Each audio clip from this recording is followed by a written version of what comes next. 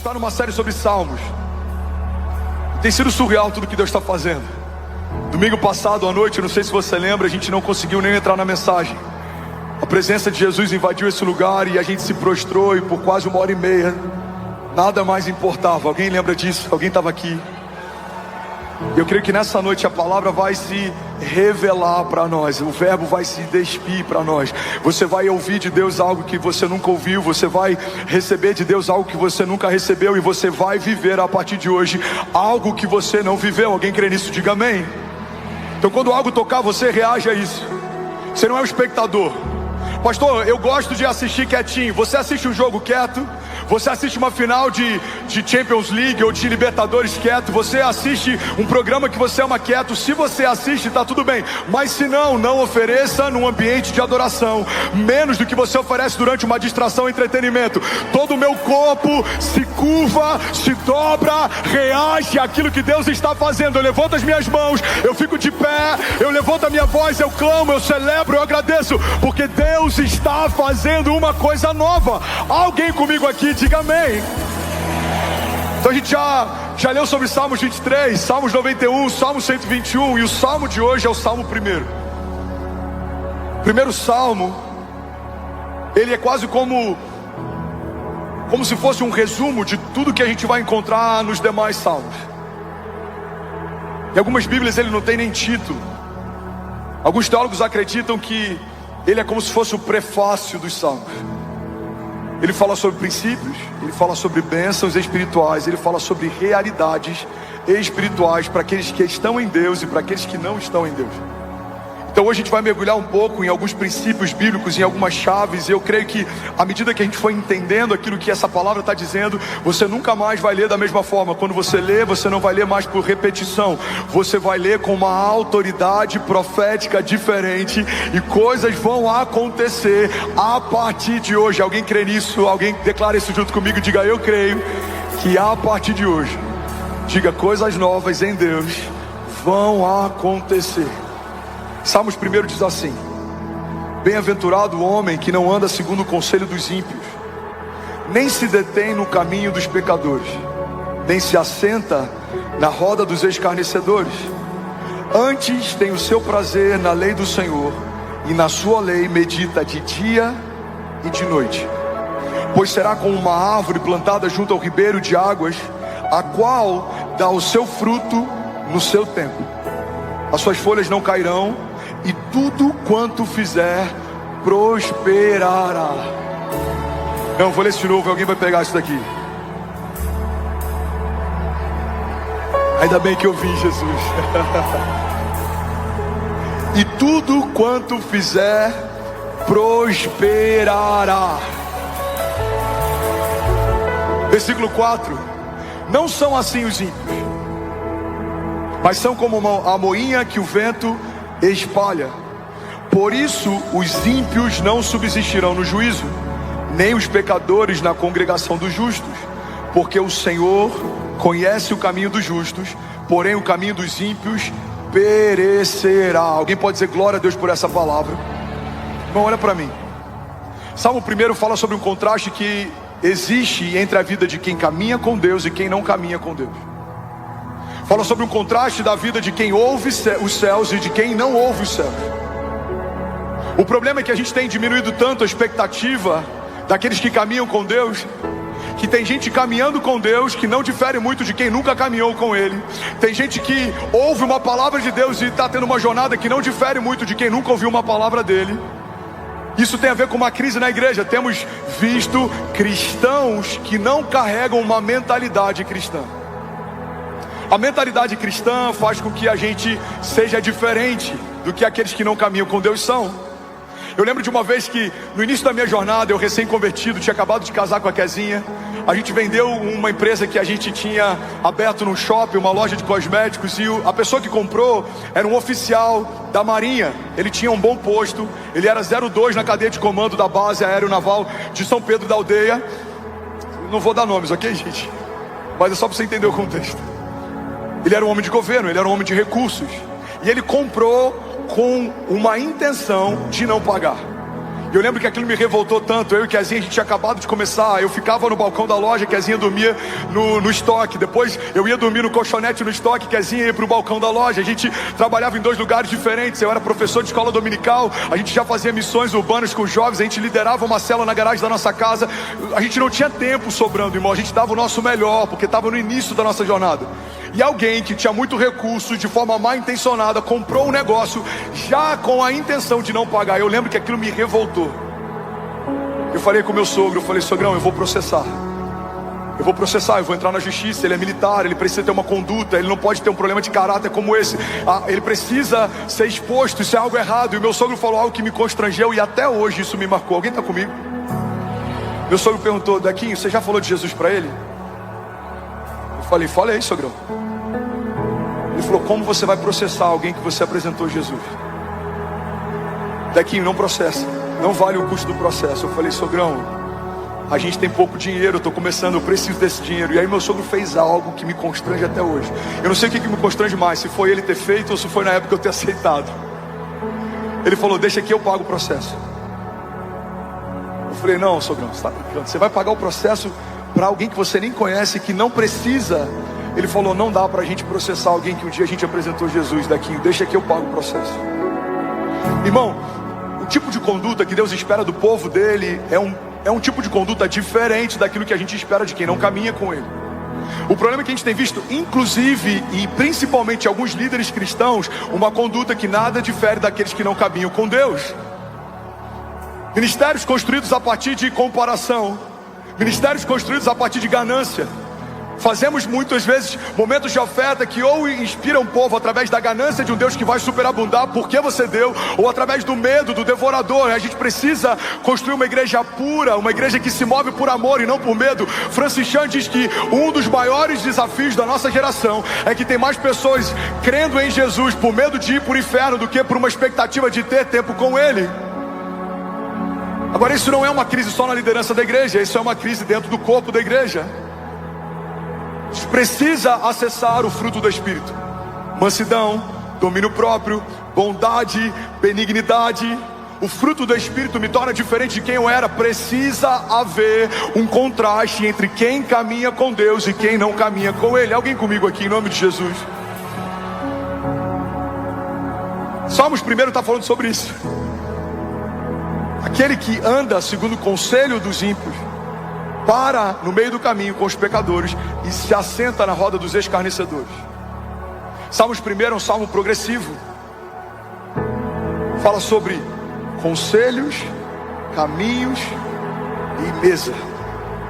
Se você começar ouvindo quem não deveria ouvir, você vai caminhar com quem não deveria caminhar, e você vai se sentar onde não deveria se sentar. Se você começa ouvindo ímpios, ou seja, aqueles que não têm uma fé, você vai começar a caminhar ao lado daqueles que são pecadores, ou seja, tem uma conduta de pecado. Você no final da sua história vai se sentar com os escarnecedores. Você está rindo da desgraça dos outros. A palavra em Salmos 1 é uma palavra gradativa sobre os ambientes. Começa com um conselho, depois você para no meio do caminho, e o final da história é assentado numa roda com os escarnecedores.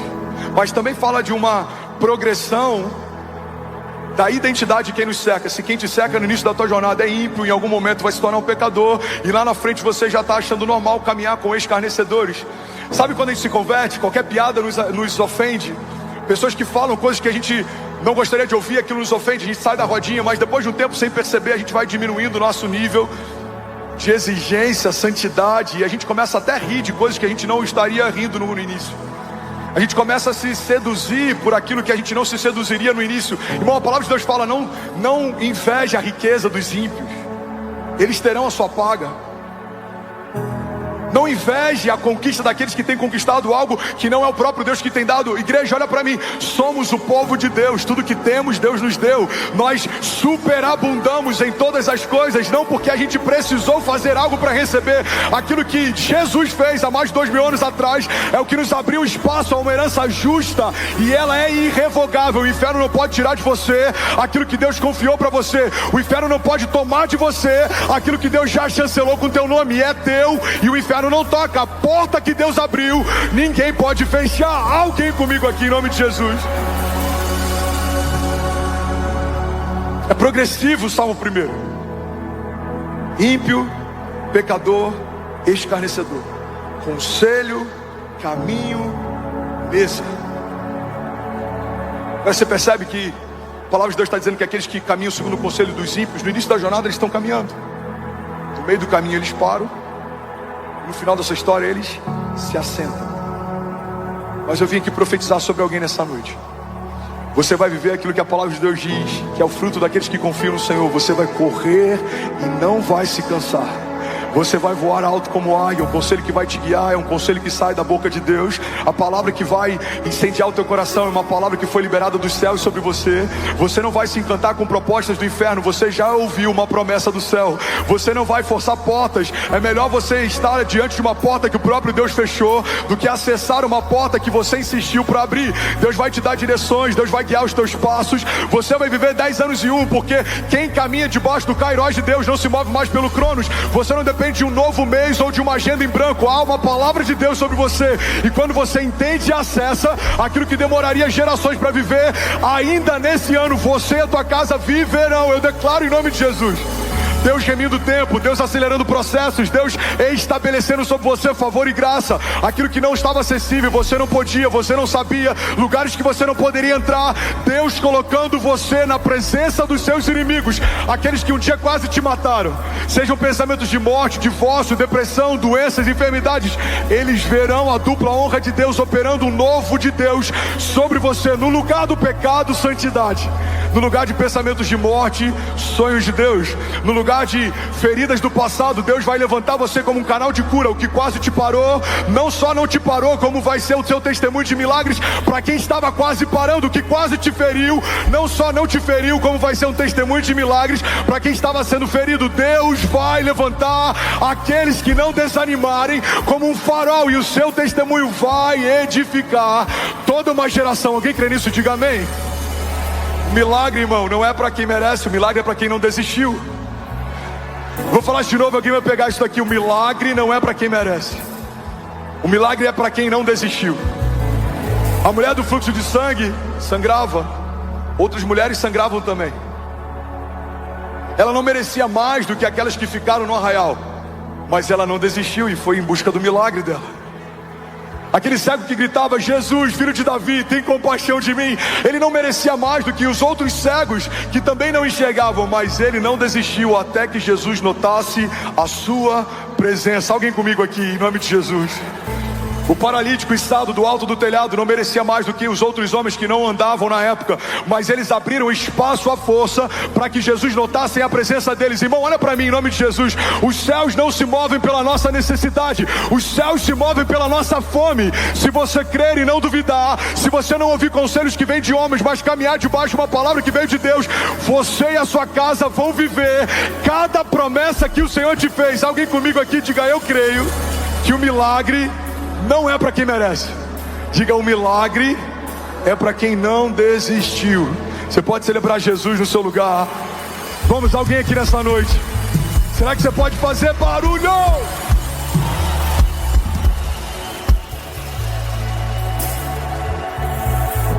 Existe um contraste entre quem caminha debaixo de uma palavra de homens e quem caminha debaixo de uma palavra de Deus. Assim como um abismo chama outro abismo, um milagre chama outro milagre. Você precisa entrar nesse ciclo perfeito. O teu milagre de ontem vai aumentar a tua fé e a tua expectativa em relação ao teu milagre de hoje. O teu milagre de hoje vai aumentar a tua fé e expectativa em relação ao milagre de amanhã. O teu milagre de amanhã vai aumentar a tua fé e a tua expectativa em relação ao milagre da próxima semana. E a cada nova medida de milagre, você vai ter uma nova medida de fé. E a cada nova medida de fé, você vai acessar um novo nível de milagre. Assim são os que caminham com Deus. Eles voam alto como águias. Eles correm e não se cansam. Sabe a diferença entre quem caminha com Deus e quem não caminha com Deus? Não é uma conduta moral só. Não é sobre você xingava e não xinga mais, fazia e não faz mais. Não, isso é só você chegar num ponto neutro. Mas o que o Evangelho tem para você não é tirar você do negativo e trazer para o neutro. O que o Evangelho tem para você é levar você para um lugar alto. Você não só fazia e não faz mais, como agora você vai fazer coisas que você nunca fez. Alguém pega isso aqui em nome de Jesus. Você vai ver enfermos curados, a partir de uma oração sincera. Você vai ver portas se abrindo a partir de um clamor em família. Você vai ver promessas se cumprindo a partir de um passo de fé. E à medida que você enxergar a fidelidade de Deus nos milagres diários, você vai querer mais, você vai querer mais, você vai buscar mais, e Deus vai recompensar a tua busca. A palavra de Deus diz: feche teus olhos, eu quero profetizar sobre você. Clama a mim e responder-te-ei, e anunciar-te-ei coisas grandes e insondáveis que não sabes. Sabe, tem muita gente que está aqui e você está esperando de alguém a resposta, que Deus está esperando de você um clamor. Se você clamar, Ele vai te responder. Se você buscar, Ele vai te direcionar. Não há nada que Deus ame mais do que um filho que ame a presença dEle. Se você procurá-lo no lugar secreto, se você procurá-lo no meio da sua correria da semana, Deus não só vai encontrar você, como Ele vai responder você. Deus vai te dar respostas e direções. O Espírito de Deus, que é o nosso Consolador, vai te consolar no dia que você está abatido. Ele vai te direcionar no dia que você tem que guerrear. Ele vai te envolver e você vai correr e não vai se cansar. Você vai viver algo que naturalmente não viveria. Você vai acessar algo que você nem sabia que existia. A palavra de Deus diz que Ele é poderoso para fazer infinitamente mais do que tudo que pedimos ou pensamos.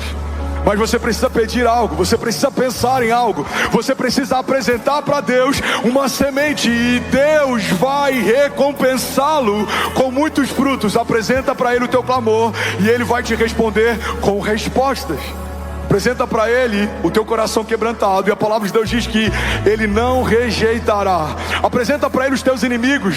Ao invés de ficar o tempo inteiro mostrando para os seus inimigos o seu problema, apresenta para Deus quem é que tem tirado a tua paz. Max Lucado diz: olhe para os seus gigantes e você tropeçará. Olhe para o seu Deus e os seus gigantes aqui tropeçarão, porque não há nome maior do que o nome daquele que nos chamou pelo nome. Existe um nome estabelecido na medicina para cada doença. Existe um nome estabelecido na economia para cada crise. Existe um nome estabelecido nos fenômenos naturais para cada furacão ou tempestade. Existe um nome para cada tipo de câncer. Existe um nome para cada tipo de problema. Mas sobre todo nome há um nome que nos foi confiado. Há sobre nós uma procuração. Nós e a nossa casa vivemos debaixo da autoridade desse nome. Ligamos e desligamos, fazemos e desfazemos, liberamos palavras e elas se tornam realidade. Nós abençoamos e pessoas são abençoadas a partir de uma oração que fazemos. Nós colocamos as mãos sobre os enfermos e enfermidades se tornam testemunhos de cura, porque o Senhor nos ungiu para proclamar o ano aceitável dEle e anunciar liberdade aos cativos e restauração de vista aos cegos. Somos o povo mais feliz da terra. Fomos encontrados no nosso dia mau. Nós estávamos quase mortos no meio do caminho, mas o bom samaritano nos encontrou. Ele pagou a dívida. Mas não só isso, você não é só um ex-devedor, você agora é um herdeiro de Deus. Deus te tirou do lugar de escravidão, você não é mais escravo. Não há corrente sobre os seus pés, nem cadeias que te prendam mais. Não há sentenças de morte ou palavras contrárias que possam contra uma palavra de vida liberada sobre você. Antes de uma palavra do inferno ser liberada contra você, uma promessa de Deus já foi. Então quando as palavras contrárias baterem na sua porta, é o próprio Deus que vai abrir e dizer: já está ocupado. Os seus filhos são herança do Senhor, são presente dEle. Você ama porque Ele te amou primeiro. Você crê em algo porque Ele é o autor e o consumador da tua fé. Você é criativo porque o Deus Criador te deu unção para isso. Você vê algo extraordinário. Você é visionário porque o Deus que já viu o teu futuro, Ele te trouxe para entender no presente aquilo que ainda vai acontecer. Você não é qualquer um, não carrega qualquer vida dentro de si. Então para de viver uma vida natural. Deus te chamou para um lugar de sobrenaturalidade. Aquilo que os olhos não viram, aquilo que os ouvidos não ouviram, aquilo que ainda não penetrou no coração do homem, é isso que o Senhor tem preparado para aqueles que creem. Então você vai ver o que nunca viu, você vai ouvir o que nunca ouviu, você vai crer naquilo que você nem sabia que existia, e do nada, de repente, algo sobrenatural vai acontecer. Eu profetizo sobre você e sobre a sua casa. Ainda em 2024, Deus removendo escama dos nossos olhos, corrente dos nossos pés. O que te parava não te para mais, o que te amedrontava não te amedronta mais, o que te entristecia não te entristece mais, porque se Cristo nos libertou verdadeiramente, você é livre. Tem alguém livre aqui nessa noite? Será que você pode dar um brado de liberdade no seu lugar? Aleluia! Vamos, se for para Ele, você pode fazer melhor. Alguém aqui nessa noite, alguém aqui, pelo amor de Deus.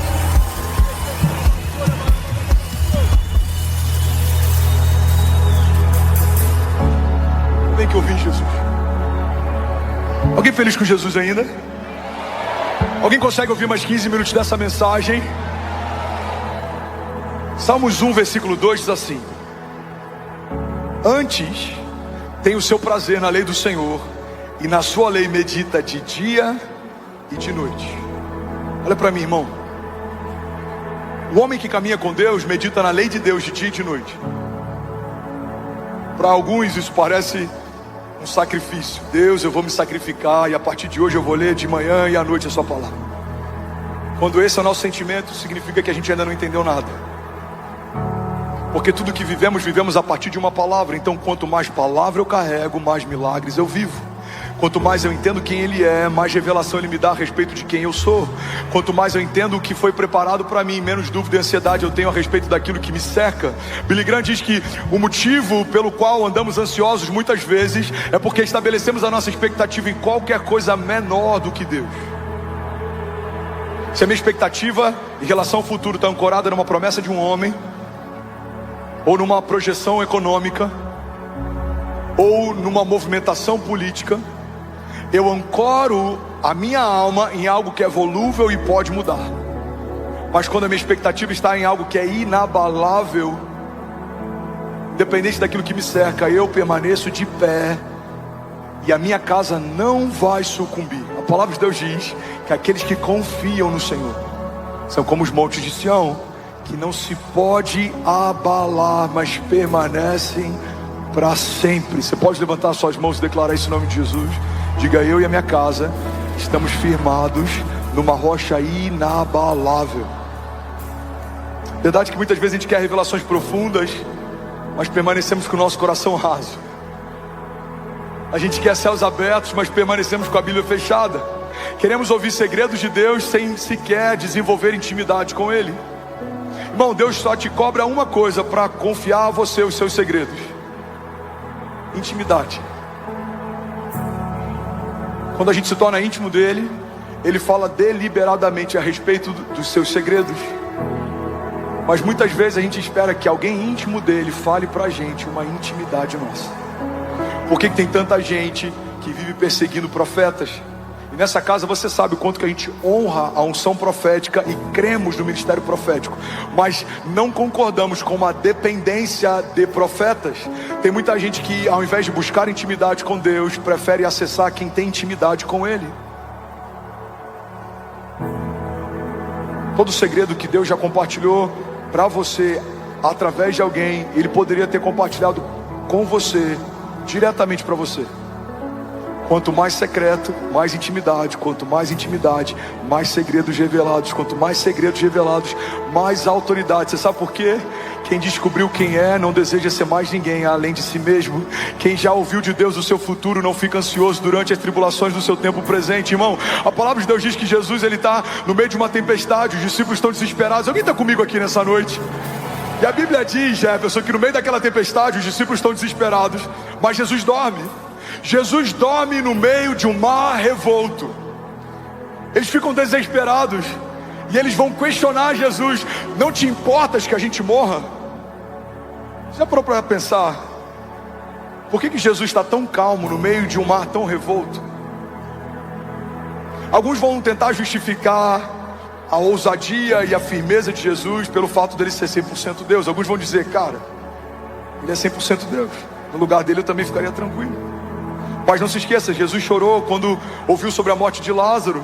Jesus teve uma angústia mortal quando estava no Getsêmani. Jesus teve sentimentos naturais. A santidade de Jesus não anulou a humanidade de Jesus.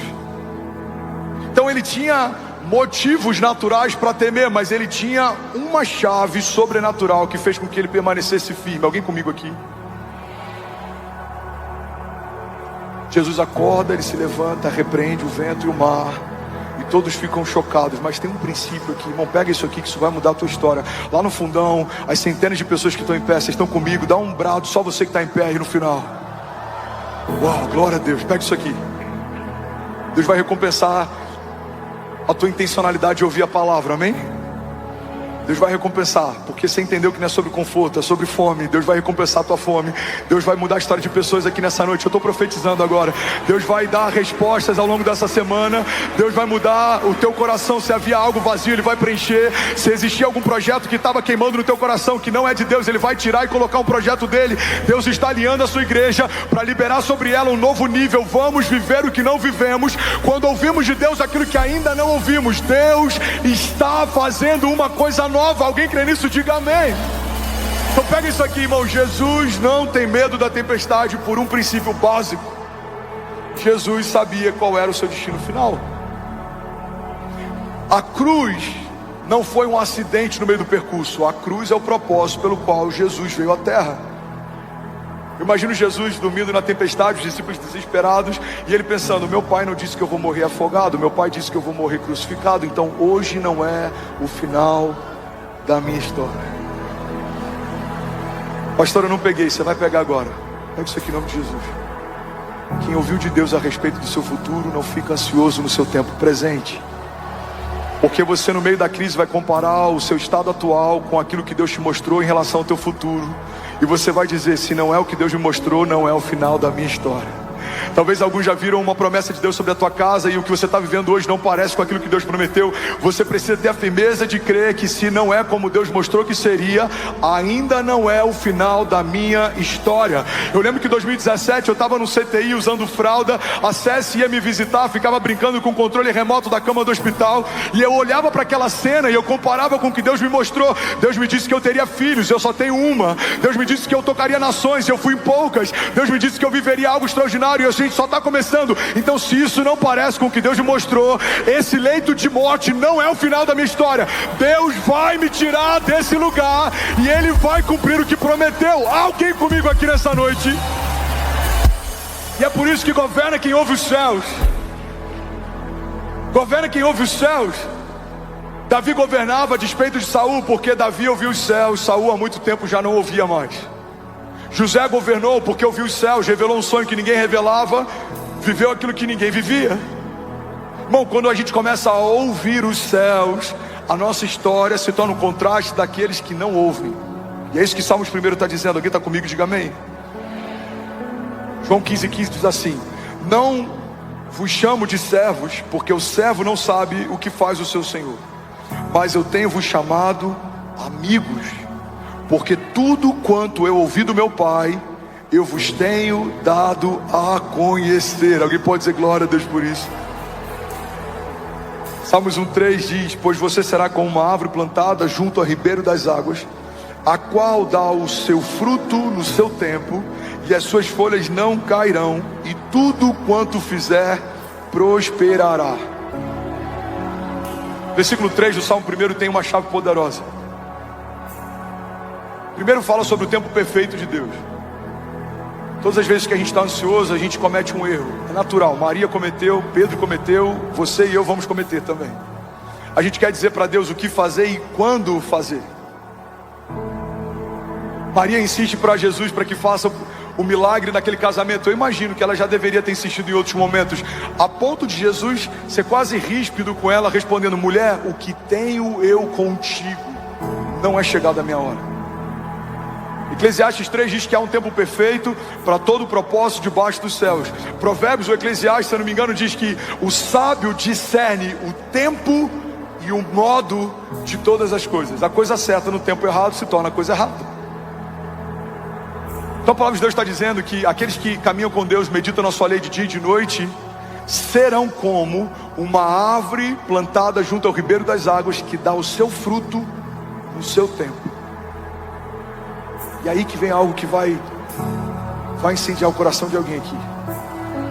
O tempo de Deus não é o tempo dos homens. Você pode estar num ano em que o tempo dos homens diz: esse tempo é tempo de crise. Mas se no tempo de Deus o tempo é de colheita, você vai colher, mesmo se ninguém estiver colhendo.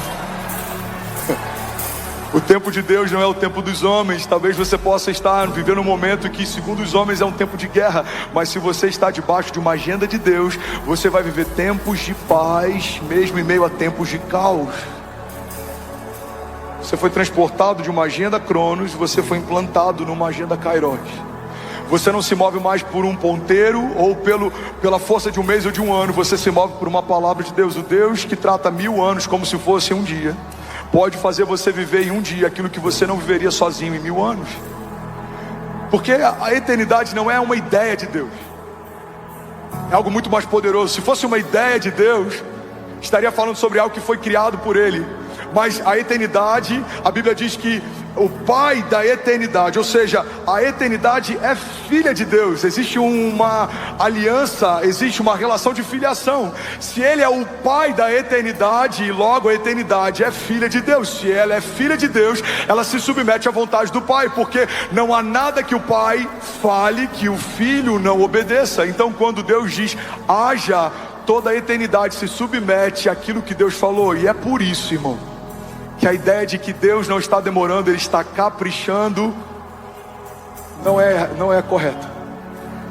O Deus que fez tudo que existe em 6 dias não precisa de tempo para caprichar naquilo que Ele está fazendo para você. Na verdade, o tempo de espera entre o dia que Ele te prometeu e o dia que você vai viver a promessa é o tempo de preparo que Ele te deu para você estar pronto para receber aquilo que Ele já está pronto para te dar. Se Deus disse haja, aquilo que não existia passou a existir a partir de uma palavra que saiu da boca de Deus. Então eu quero que você entenda, tem muitas coisas que Deus está pronto para dos céus dizer haja, mas Ele está esperando você estar pronto para receber o haja de Deus. Alguém comigo diga amém. Mas se você ouvir a palavra dele de dia e de noite, você vai se tornar como uma árvore junto ao ribeiro das águas, que dá o fruto certo no tempo certo. Levante suas mãos, recebe isso em nome de Jesus. Eu profetizo sobre a nossa igreja, sobre a minha vida, sobre a liderança dessa casa, sobre a sua família, sobre tudo que o Senhor te confiou. O tempo perfeito de Deus. Você não vai viver ansioso, nem vai tentar antecipar de forma natural estações. Você também não vai perder o timing e não vai perder o tempo de Deus para viver algumas movimentações.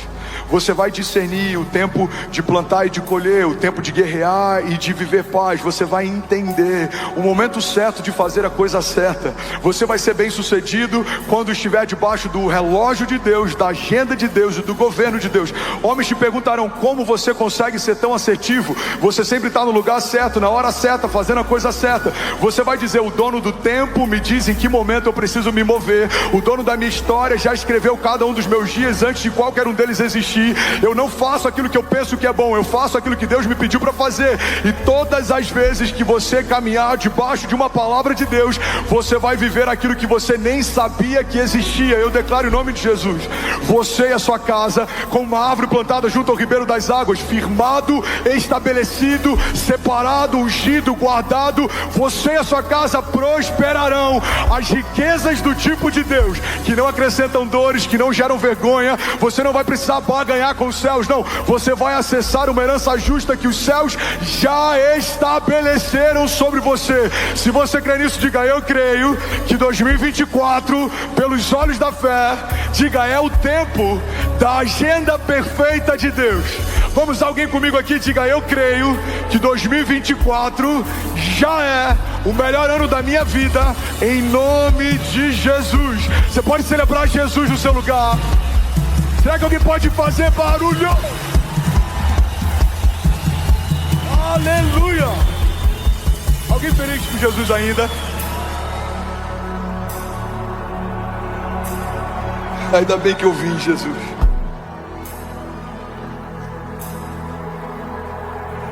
Você será como uma árvore plantada junto ao ribeiro das águas, a qual dá o seu fruto no seu tempo. As suas folhas não cairão e tudo quanto fizer prosperará.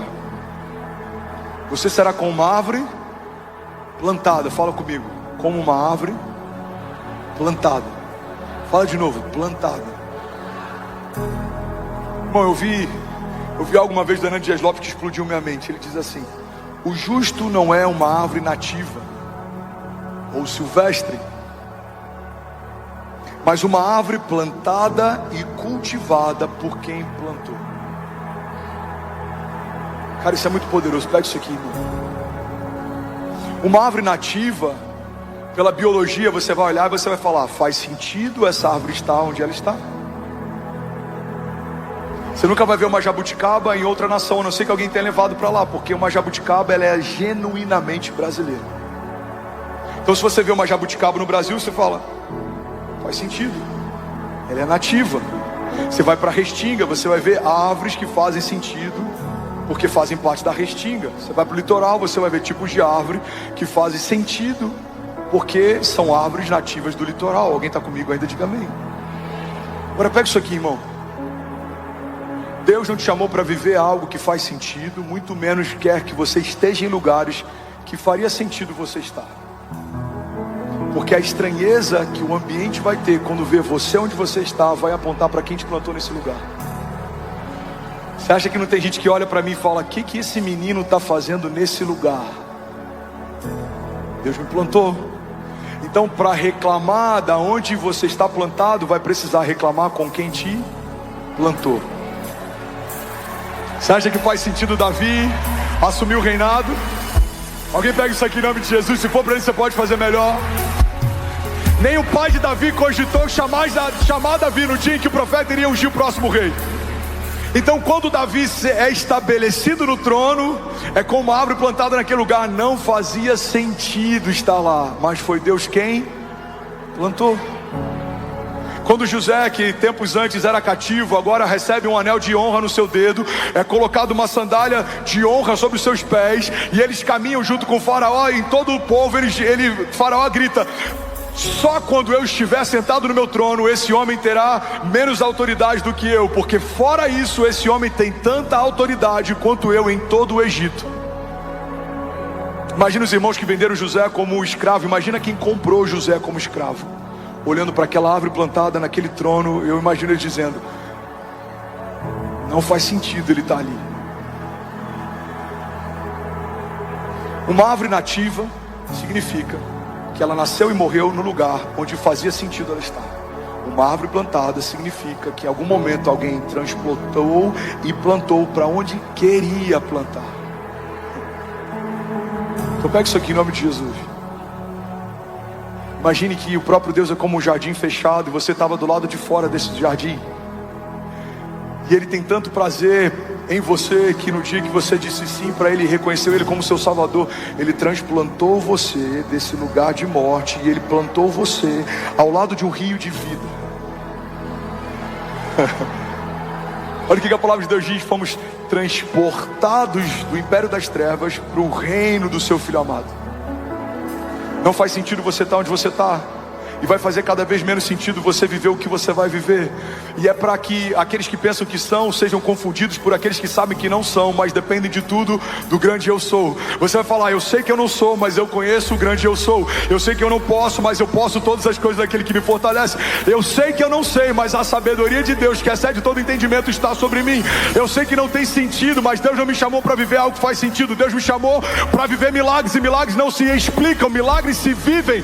Deus chamou a sua igreja para viver algo que naturalmente ela não viveria, e é por isso que a glória de Deus se revela. Porque quando você vive impossibilidade, todo mundo sabe, só Deus podia fazer o que você está vivendo. Deus quer que o nome dele faça parte da primeira frase do nosso testemunho. Não dá para explicar o que você vai viver se não falar que foi a partir de Deus que tudo começou. Foi Ele que te transportou de um lugar de morte, te plantou num lugar de vida. Foi Ele que te tirou de um lugar de caos e te colocou debaixo de uma paz que excede todo entendimento. Foi Ele que te viu quando ninguém via, irmão. Foi Ele que te chamou quando ninguém te chamava. Foi Ele quem liberou palavras sobre você quando nem o ventre da sua mãe existia. Deus não te nomeou depois que os seus pais te nomearam. Deus te chama por um nome antes dos seus pais existirem.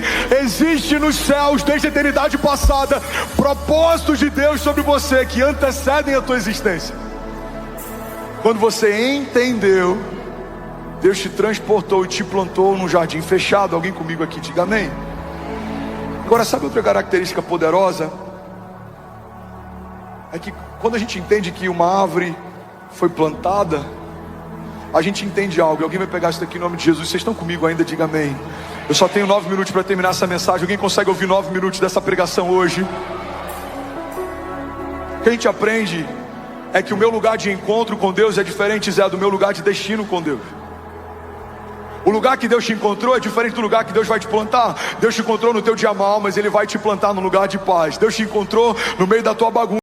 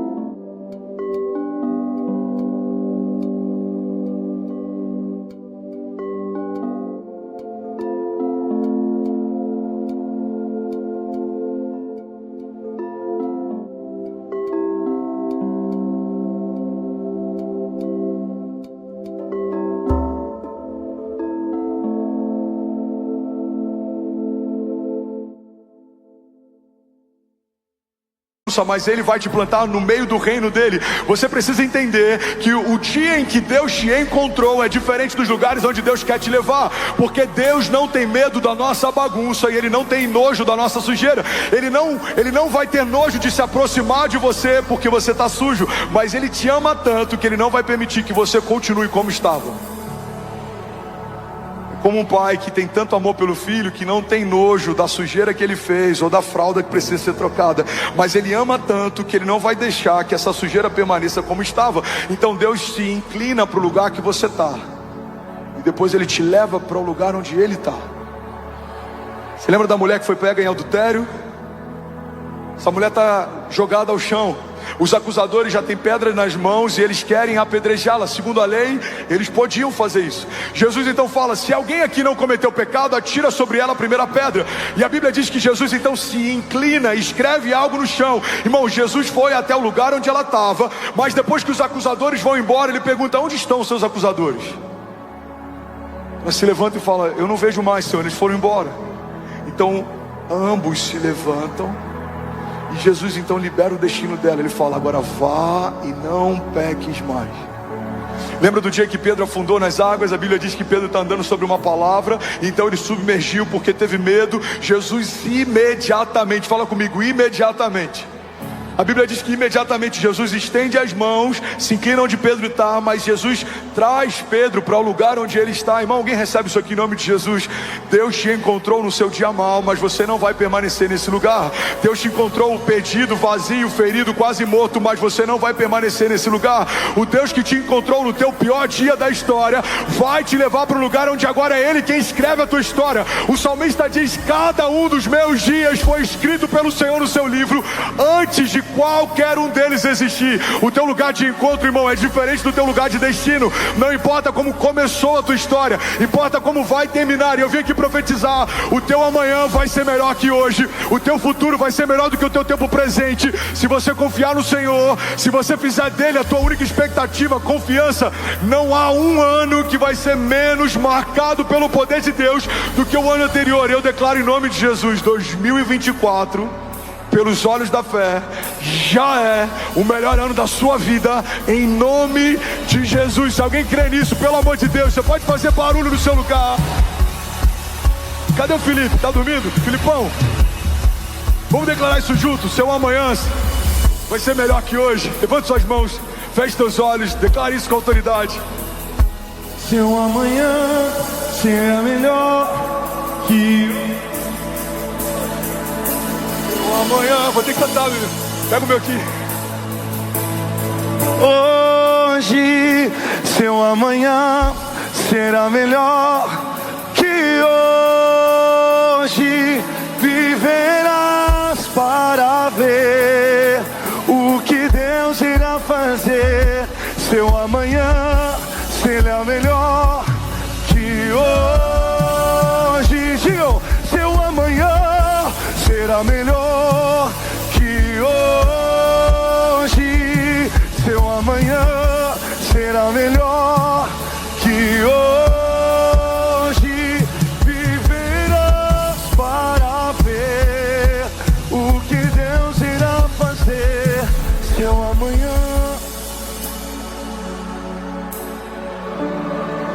Aleluia! Você pode celebrar Jesus no seu lugar. Será que alguém pode, pelo amor de Deus, fazer barulho? Aleluia! Aleluia! Sabe, você foi enxertado em Deus. Você foi enxertado numa videira verdadeira, que ela é frutífera, ela é viva. Não há falta. Não há falta. Sabe uma das coisas mais poderosas que a gente entende aqui nesse versículo 3, quando a Bíblia diz que somos como uma árvore plantada junto ao ribeiro de águas, é que você foi plantado na fonte. Vou falar isso de novo, alguém vai pegar isso daqui. Simboliza, significa que nada vai faltar. Você recebe isso? Recebe isso em nome de Jesus.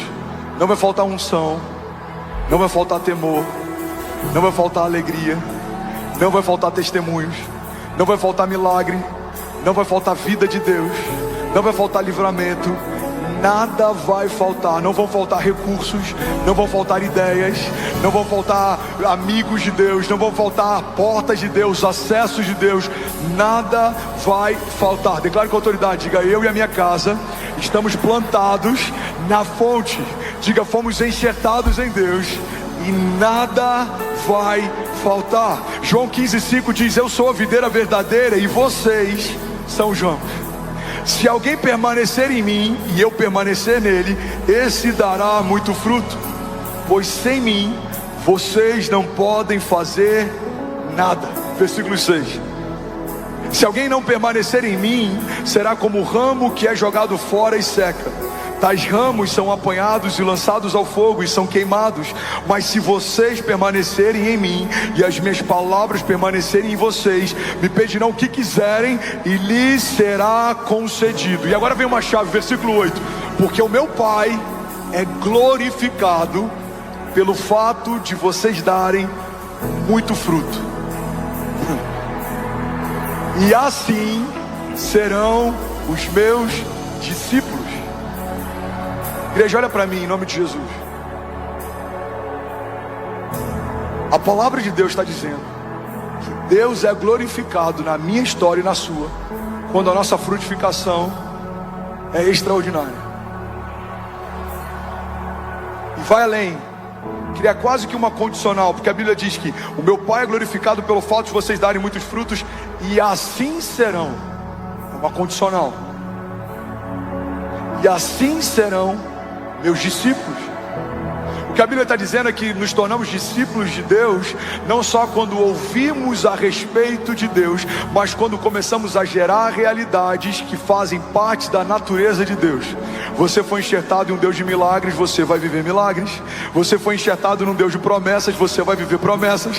Você foi enxertado no Deus que é Pai da eternidade, você tem promessas que ecoam na eternidade. Deus tem para você caminhos de vida eterna. Não é só para esses dias, não é só para esse tempo. Deus está te chamando para viver algo com Ele, e Ele está estabelecendo moradas. Porque se assim não fosse, diz o Senhor, eu não os teria dito, mas eu e o meu Pai estamos edificando moradas eternas para você. E quando você chegar lá, eu não vou dizer aparta-te de mim porque eu não conheço. Eu vou dizer: bem-aventurado seja você, meu filho, entra, porque há uma morada estabelecida para você. Eu te conheço, eu sei quem você é, eu conheço a tua história, eu conheço o teu clamor. Nenhuma lágrima foi esquecida, nenhum deserto foi em vão. Eu vim aqui para profetizar em nome de Jesus, irmão. Você e a sua casa viverão promessas de Deus para esses dias, mas não vai parar nesse tempo. Deus está nos chamando para caminhar com Ele em direção à eternidade. Deus está chamando uma igreja gloriosa, uma igreja madura, uma igreja santa, uma igreja que não tem do que se envergonhar, uma igreja que carrega com mãos limpas e um coração puro. Um chamado que excede esse tempo presente. Você não vai viver só promessas de Deus para as próximas décadas. Você e a sua casa estão sendo chamados por Deus para que o seu nome seja escrito no livro da vida, e você vai se deleitar na bondade de Deus durante toda a eternidade. Alguém crê nisso? Diga: eu creio que o chamado de Deus para mim não é só para esse tempo. Diga: Deus tem palavras de vida eterna. Declare comigo, diga: para onde eu irei, Senhor, se só tu tens palavras de vida eterna? Alguém pode celebrar Jesus no seu lugar? A palavra de Deus está dizendo: ei, o meu Pai é glorificado quando vocês dão muitos frutos, e assim serão os meus discípulos. E eu finalizo aqui, Salmos 1, versículo 4, 5 e 6 diz assim: mas não são assim os ímpios, eles são como uma moinha que o vento espalha. Por isso os ímpios não subsistirão no juízo, nem os pecadores na congregação dos justos. Porque o Senhor conhece o caminho dos justos, porém o caminho dos ímpios perecerá. Sabe, existe uma diferença entre o joio e o trigo. E eu ouvi isso uma vez, isso explodiu a minha mente, porque eu nunca tinha ouvido isso antes. Eu vi isso, um vídeo, um cara que cultiva trigo, e ele falou: é muito difícil você diferenciar o que é joio e o que é trigo. É muito parecido, esteticamente é muito similar. Mas tem uma coisa que deixa claro pra gente aqui na plantação o que é trigo e o que é joio. E a pessoa que estava entrevistando, ele perguntou: o que é? Ele falou: é quando o vento vem forte. Porque o trigo, ele tem uma característica, ele se curva com o vento, mas o joio não. Sabe, tem muitos momentos em que a igreja, ela tentou por si só, de forma mecânica, separar joio do trigo. Testes para aceitar pessoas em membresia, julgos que a gente estabeleceu achando que era zelo, na verdade se tornaram só cultura religiosa. A Bíblia não fala.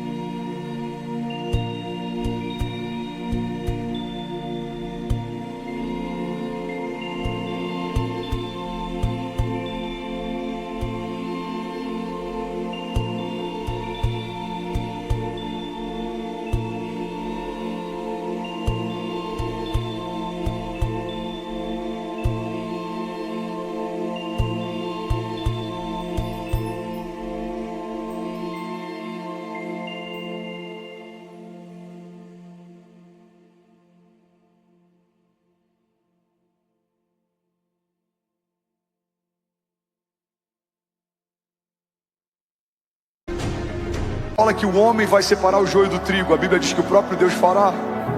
Mas a Bíblia diz que nós fomos ungidos por Deus e recebemos uma unção para anunciar o ano aceitável do Senhor. A Bíblia também diz em outro momento, e eu amo essa passagem, que fomos reconciliados com Deus através do sacrifício físico de Jesus. Mas não só isso, recebemos também o ministério da reconciliação.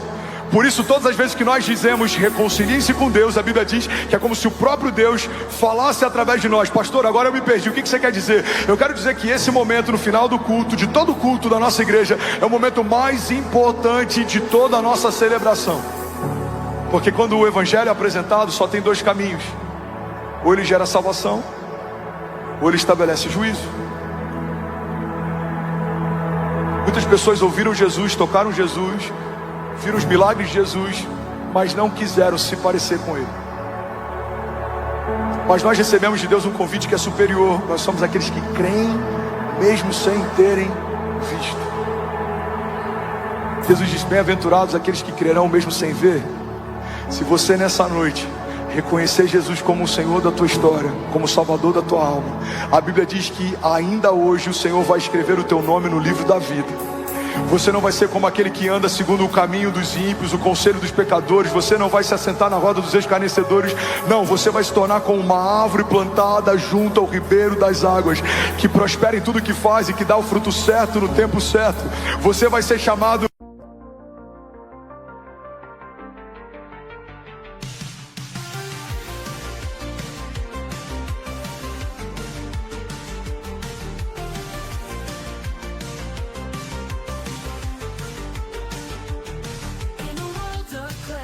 crossover dreams, sin-lit melodies, whispering schemes, they female vocals telling tales untold, indie rock beats turning hearts cold. We ride the waves of the night, lost in an all brought to light, haunting echoes of the past, experimental sounds that forever last.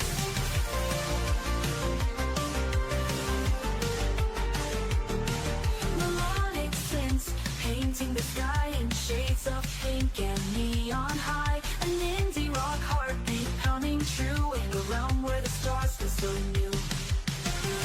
We ride the waves.